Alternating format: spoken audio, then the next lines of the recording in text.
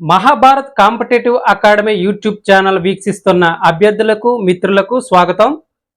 ఈరోజు daily current అఫైర్స్లో భాగంగా 8వ తేదీ 9వ తేదీ 10వ తేదీ న్యూస్లో వచ్చినటువంటి ఇంపార్టెన్స్ పరిశీలిద్దాం.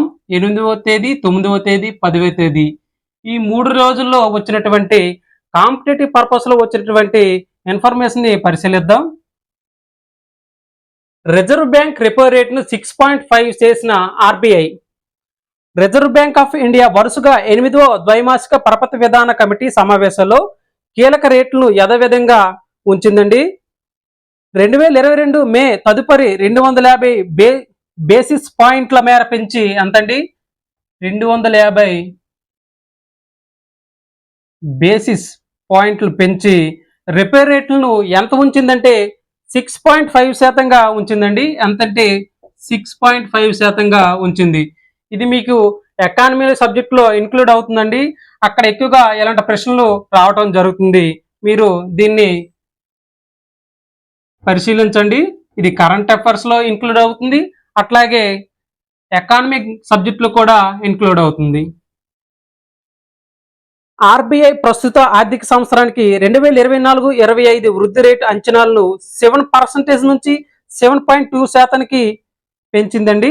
ఎంతంటే ఆర్బీఐ వృద్ధి రేటు ఎంత పెంచిందంటే 7.2 నుంచి 7 నుంచి ఎంతండి 7% నుంచి 7.2%కి పెంచిందండి. ఇక్కడ కూడా ప్రశ్నలు అడగటం జరుగుతుందండి. 2024-25 ఆర్థిక సంవత్సరానికి వృద్ధి రేటు ఎంత పెంచింది అని అడుగుతారండి. ఎంతంటే 7 ఉండగా దీనిని 7.2%కి పెంచిందండి. నెక్స్ట్ వచ్చేసి నరేంద్ర మోడీ ప్రమాణ స్వీకారానికి 7 దేశాధినేతలు హాజరయ్యారండి. ఏ దేశాలంటే లైన్గా చెప్తాను, గుర్తించుకోండి. మాల్దీవుల అధ్యక్షులు అండి. 1వ వాళ్ళు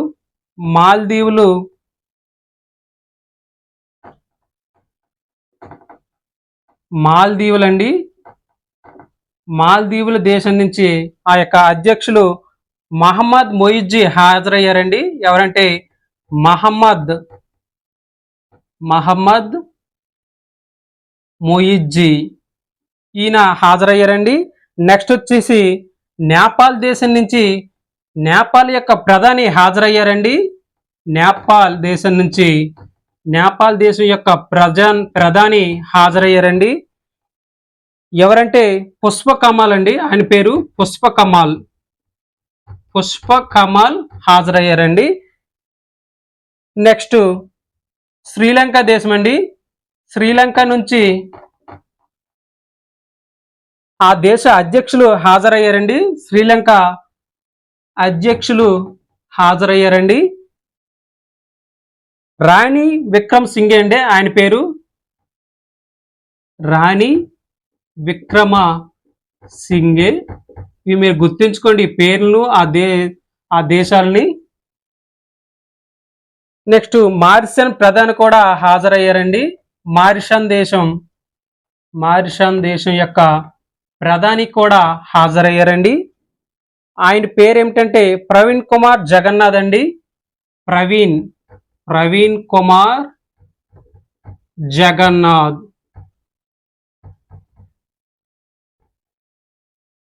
నెక్స్ట్ భూటాన్ దేశం నుంచి ఎవరండి? భూటాన్ ఆ దేశం యొక్క ప్రధాని హాజరయ్యారండి. షెరింగ్ టాబ్లే అండి. ఆయన పేరు షెరింగ్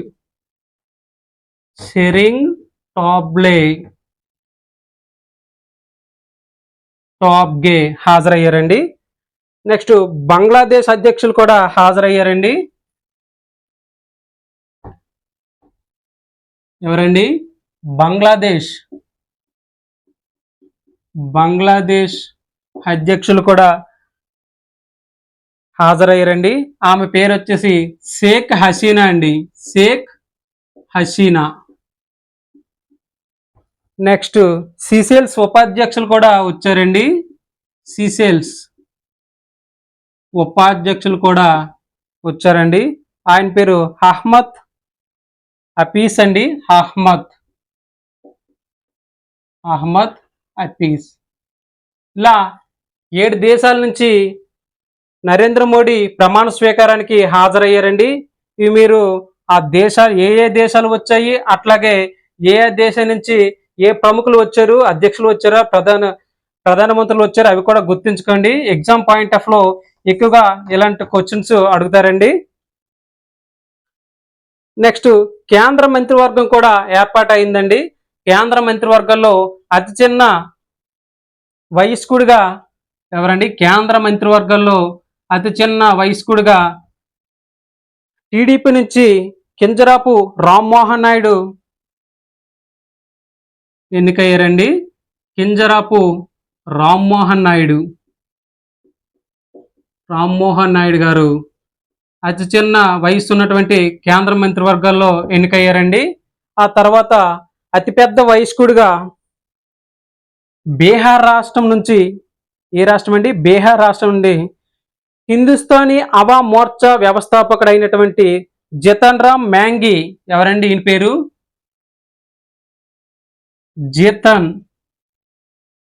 జితన్ రామ్ మాంగి.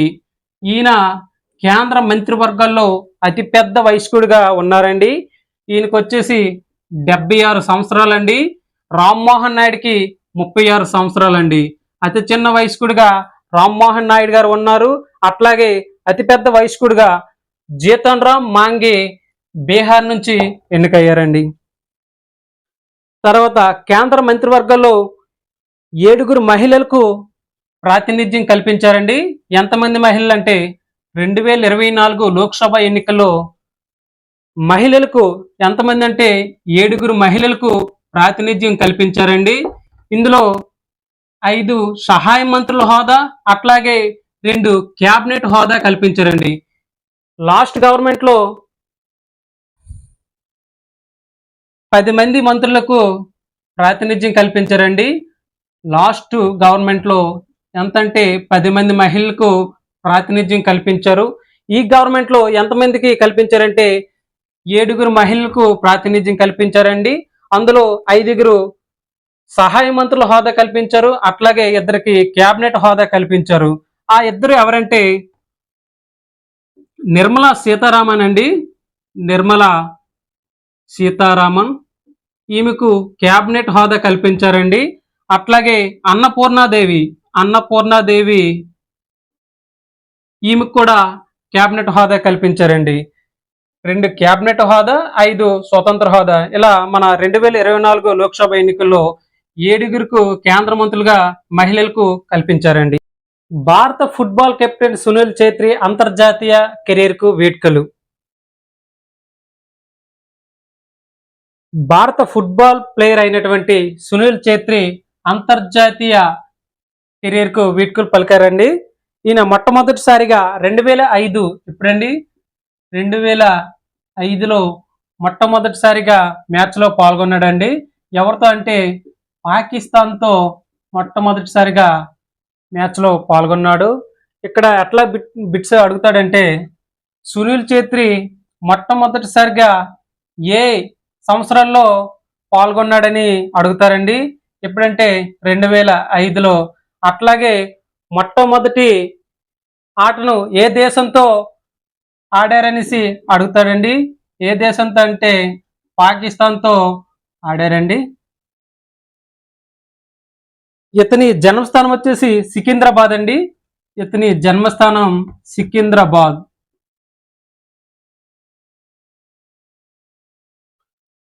ఇప్పుడు ఫుట్బాల్ కి సంబంధించి స్టాక్ జీకే ఒకసారి చూద్దామండి. ఇది మీకు న్యూస్ లో వచ్చినటువంటి ఇన్ఫర్మేషన్ అండి. దీనికి సంబంధించి స్టాక్ జీకే ఒకసారి చూద్దాం. 1930లో మొట్టమొదటిసారిగా ప్రపంచ కప్ ఫుట్బాల్ పోటీలు ప్రారంభమయ్యండి. ఎప్పుడంటే 1930లో మొట్టమొదటిసారిగా. ఎప్పుడండి? 1930లో మొట్టమొదటిసారిగా ఫుట్బాల్ పోటీలు ప్రారంభమయ్యండి. ఫుట్బాల్ పోటీలను 4 సంవత్సరాలకు ఒకసారి జరుపుతారండి. ఏంటంటే 4 సంవత్సరాలకి ఒకసారి ఫుట్బాల్ పోటీలను జరుపుతారండి. చివరిసారిగా ఈ పోటీలను 2022 ఎప్పుడండి? చివరిసారిగా 2022 ఏ దేశంలో నిర్వహించారంటే ఖాతర్లో నిర్వహించారండి. ఎక్కడండి? ఖాతర్లో నిర్వహించారు. ఇక్కడ కూడా ప్రశ్నలు అడిగే అవకాశం ఉందండి. చివరిసారిగా ఏ సంవత్సరంలో ఫుట్బాల్ పోటీలను నిర్వహించారని అడుగుతారండి. ఏ సంవత్సరంలో అంటే 2022లో. అట్లాగే చివరిసారిగా ఏ దేశాల్లో నిర్వహించారని కూడా అడుగుతారండి. ఏ దేశాలు అంటే ఖాతర్లో నిర్వహించారండి. అట్లాగే ఈ ఫీఫా వరల్డ్ కప్ పోటీలను అంతర్జాతీయ ఫుట్బాల్ సమైక్య నిర్వహిస్తుందండి. అంతర్జాతీయ ఫుట్బాల్ సమైక్య నిర్వహిస్తుందండి. ఈ క్రీడలను నిర్వహించుచున్న తొలి ముస్లిం దేశంగా కూడా ఈ ఖాతర్ దేశం నిలిచిందండి. మొట్టమొదటి ఫుట్బాల్ పోటీలు నిర్వహించిన దేశంగా ఏ దేశం? మొదటి ముస్లిం దేశంగా ఖాతర్ నిలిచిందండి. అట్లాగే అత్యధిక సార్లు ఈ ప్రపంచ కప్లను బ్రెజిల్ గెలుచుకుందండి. ఎన్నిసార్లు అంటే 5 సార్లు గెలుచుకుందండి. బ్రెజిల్ దేశం అత్యధికంగా 5 సార్లు గెలుచుకుందండి. అట్లాగే జర్మనీ, ఇటలీ చిరక 4 సార్లు గెలుచుకున్నాయండి. జర్మనీ మరియు ఇటలీ దేశం ఎన్నిసార్లు అంటే చిరక 4 సార్లు గెలిచాయండి. ఇక్కడ కూడా మీకు ప్రశ్నలు వచ్చే అవకాశం ఉందండి. ఫుట్బాల్ పోటీల్లో ఎక్కువ కప్పులను గెలుచుకున్నటువంటి దేశం ఏమిటంటే బ్రెజిల్ దేశం అండి. బ్రెజిల్ దేశం ఇలా కూడా అడుగుతారండి. ఆ తర్వాత స్థానాల్లో జర్మనీ, ఇటలీ నిలిచాయండి. ఇవి మీరు గుర్తుపెట్టుకోండి 3 పాయింట్లు కూడా. తర్వాత 23వ ఫుట్బాల్ పోటీలను ఎప్పుడు నిర్వహిస్తారంటే 2026లో నిర్వహించనున్నారండి. ఏ దేశాల్లో అంటే అమెరికా, కెనడా, మెక్సికోలో జరగనున్నాయండి. ఎక్కడంటే అమెరికా, కెనడా, ఎక్కడండి? కెనడా, మెక్సికోలో నిర్వహించనున్నారండి. 23వ ఫుట్బాల్ పోటీలను ఎక్కడ నిర్వహించనున్నారంటే అమెరికా, కెనడా, మెక్సికోలో నిర్వహించనున్నారండి. ఇక్కడ కూడా బిట్ ఫ్రేమ్ అయ్యే అవకాశం ఉందండి. ఎందుకంటే నెక్స్ట్ జరగబోయే ఫీఫా కప్లు కాబట్టి ఇక్కడి నుంచి బిట్స్ 100% ఫ్రేమ్ అవుతుందండి. ఎప్పుడు జరగబోతున్నాయంటే 2026లో జరగబోతున్నాయండి. ఇది స్టాక్ జీకే అండి, ఫీఫాకి సంబంధించి స్టాక్ జీకే. నెక్స్ట్ వచ్చేసి కృత్రిమ మేధ 100 అంకురాల జాబితా.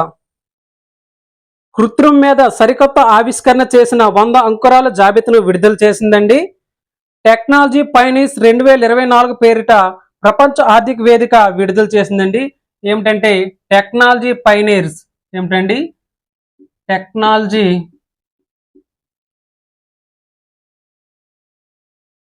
పైనీర్స్ 2024 పేరిట వరల్డ్ ఎకనామిక్ ఫోరం విడుదల చేసిందండి. ఇది మీరు గుర్తుపెట్టుకోండి. టెక్నాలజీ పైనీర్స్ 2024 పేరిట ఎవరు విడుదల చేశారంటే వరల్డ్ ఎకనామిక్ ఫోరం విడుదల చేసిందండి. ఇందులో స్వచ్ఛందన ఆవిష్కరాలు, అట్లాగే ఆరోగ్య సంరక్షణలో స్వచ్ఛందన ఆవిష్కరాలు, అట్లాగే ఆరోగ్య సంరక్షణలో వినూత్నత బయోటెక్నాలజీ మరియు అంతరిక్ష న్యూరో టెక్నాలజీలో ప్రగతి సాధించిన సంస్థలు ఇందులో నిలిచాయండి. ఏమిటండి చెప్పండి? స్వచ్ఛందన ఆవిష్కరాలు, అట్లాగే ఆరోగ్య సంరక్షణలో వినూత్నత బయోటిక్, అంతరిక్ష న్యూరో టెక్నాలజీలో ప్రగతి సాధించిన సంస్థలు ఇందులో ఈ 100 అంకురాల సంస్థల్లో నిలిచాయండి. అట్లాగే నెక్స్ట్ వచ్చేసి ఇండియన్ నేవీ మహిళా పైలట్ అనామికకు గోల్డెన్ వింగ్స్ అవార్డు లభించిందండి. ఎవరికండి? అనామికకు ఏ అవార్డు అండి? గోల్డెన్ వింగ్స్ అవార్డు లభించిందండి. మొట్టమొదటి మహిళగా కూడా ఈవిడ నిలిచిందండి. తొలి గోల్డెన్ వింగ్స్ అవార్డు అందుకున్న తొలి మహిళగా అనామిక నిలిచిందండి. అనామిక తొలి మహిళ హెలికాప్టర్ పైలట్ గా నిలిచారండి. ఎవరండి? అనామిక తొలి మహిళ హెలికాప్టర్ పైలట్ గా నిలిచారండి. మొత్తం 21 మందికి ఈ అవార్డు అందుకున్నారండి. ఎంతమంది అంటే టోటల్ గా 21 మంది ఈ యొక్క గోల్డెన్ వింగ్స్ అవార్డులను అందుకున్నారండి. తమిళనాడు అరక్కోణలో 22 వారాలు శిక్షణ పూర్తి చేసుకున్న అనంతరం ఈ యొక్క అవార్డులను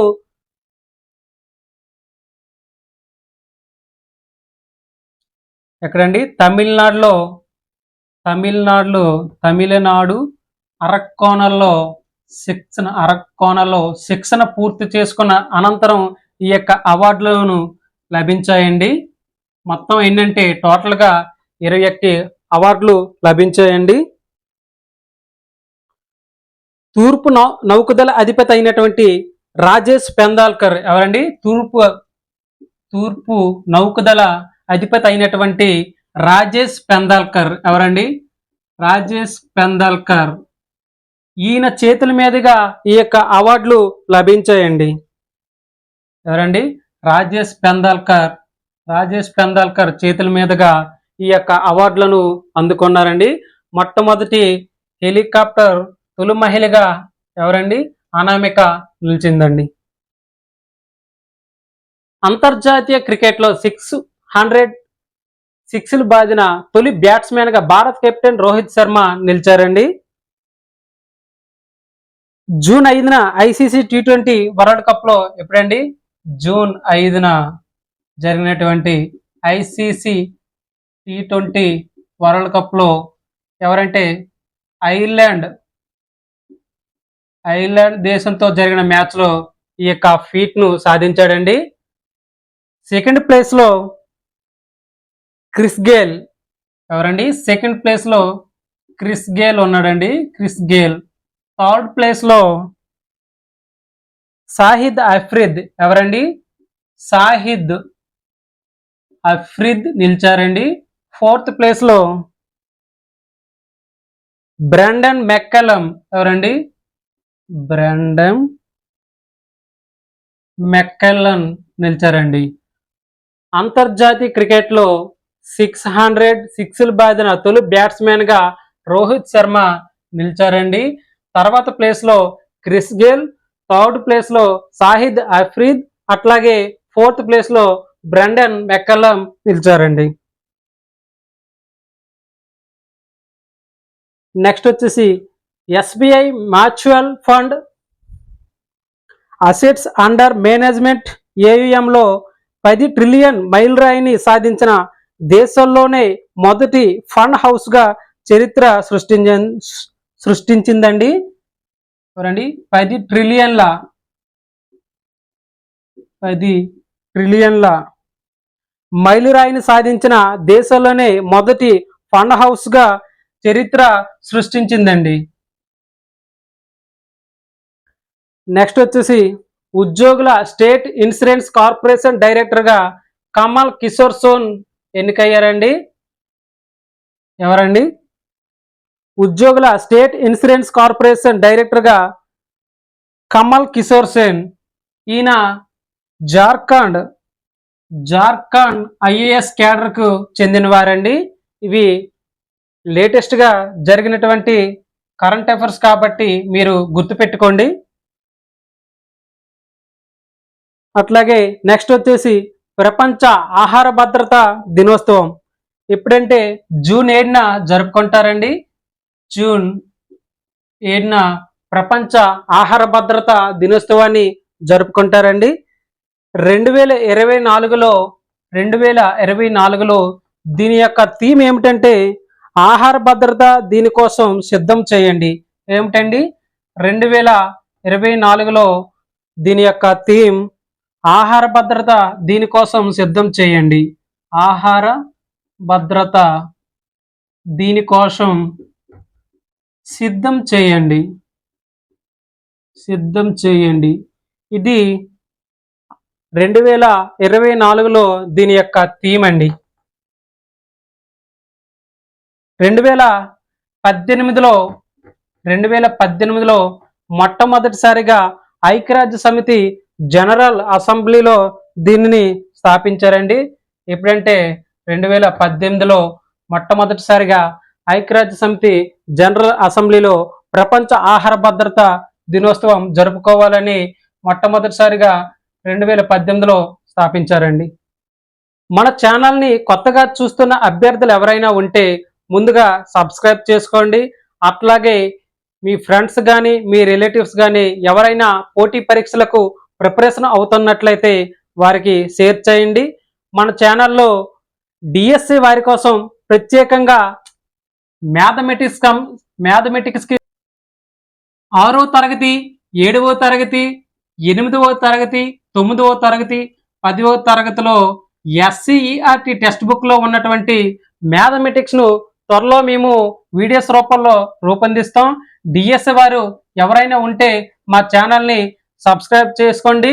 మీకు మ్యాథ్స్లో 100% స్కోర్ సాధించేలా మా మహాభారత్ అకాడమీ ఛానల్లో ఉన్నటువంటి ఈశ్వరరావు సార్ అద్భుతంగా టీచ్ చేస్తారు. డిఎస్సి వారు ఎవరైనా ఉంటే సబ్స్క్రైబ్ చేసుకోండి. అట్లాగే మన ఛానల్లో సబ్జెక్ట్ వైజ్గా ప్రాక్టీస్ బిట్స్ అట్లాగే ప్రీవియస్ బిట్స్ కూడా వీడియోస్ చేస్తున్నాం, అవి కూడా చూడండి. మరియు త్వరలో మండల అధికారిచే మోటివేషన్ వీడియో చేస్తున్నాం. ఎవరండి? ఒక మండల అధికారి చేత మోటివేషన్ వీడియో చేస్తాను.